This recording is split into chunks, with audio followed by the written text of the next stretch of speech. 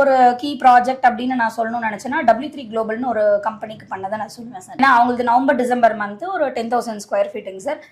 கம்ப்ளீட்டா structural class வந்து வெளியில இருக்கு. ஸோ ஒரு கிளாஸ் கூட உடையாம வாட்டர் ப்ரூஃபிங்கோ இல்லை இதுவோ பண்ணணும் அப்படின்ற மாதிரி ஒரு சேலஞ்சு. அப்போ heavy rainy season time. So அந்த டைம்ல எடுத்த டெட்லைனுக்குள்ள அந்த 10,000 ஸ்கொயர் ஃபீட்டை வந்து வெல் பிஃபோர் த டேட் வந்து பண்ணி கொடுத்தோம் சார்.